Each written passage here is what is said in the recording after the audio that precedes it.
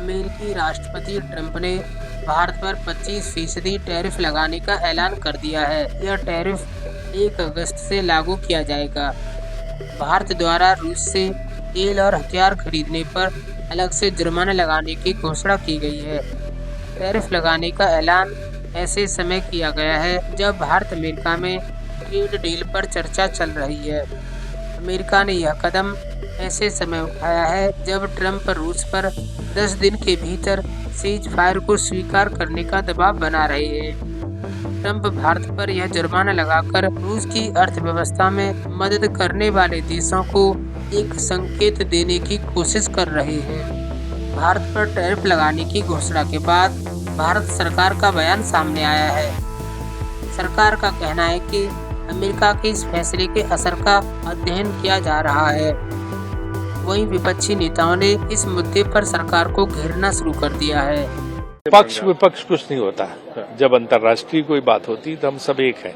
तो ये बहुत ही गलत कदम है अमेरिका का। 25% टैरिफ लगाना, उसके ऊपर पेनाल्टी लगा देना क्योंकि हम रशिया से इम्पोर्ट करते हैं चीजें, ये तो बहुत ही गलत बात है। ये तो हमारी वजदो कुटुंबी के उसके खिलाफ है।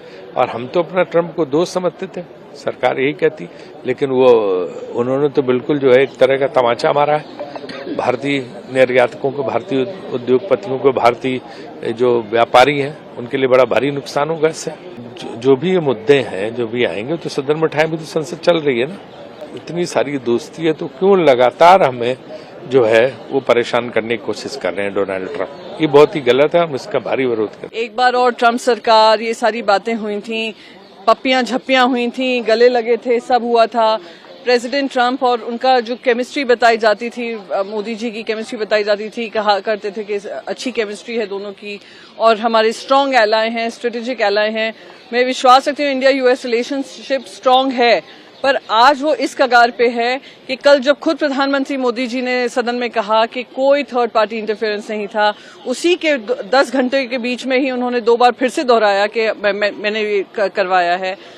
मैं चाहती हूं कि अब एक रेड लाइन ड्रॉ हो जहां पर हमारी सरकार क्लियरली उनकी सरकार से कहे कि लगातार प्रेसिडेंट का ये कहना सही नहीं है।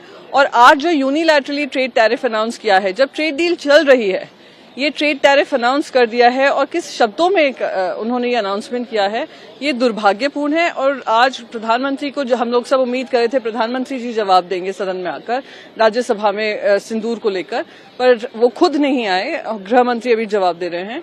कल खुद प्रधानमंत्री आकर बताएं, देश के एक्सटर्नल अफेयर्स मिनिस्टर बताएं, वित्त मंत्री बताएं और गृह मंत्री बताएं और रक्षा मंत्री भी जुड़ जाएं, टॉप मिनिस्ट्रीज जो है हमारे देश की, कि ऐसा क्यों है कि यूएस यूनिलैटरली इस तरीके के डिसीजन ले रहा है और हम कुछ जवाब में उनको कह भी नहीं रहे हैं।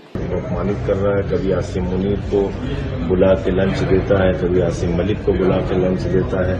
तो हर दिन वो भारत को अपमानित कर रहा है। और ये टैरिफ के अलावा भी उसने एप्पल को धमकी दी थी कि आप भारत में अपनी फैक्ट्री बंद करो।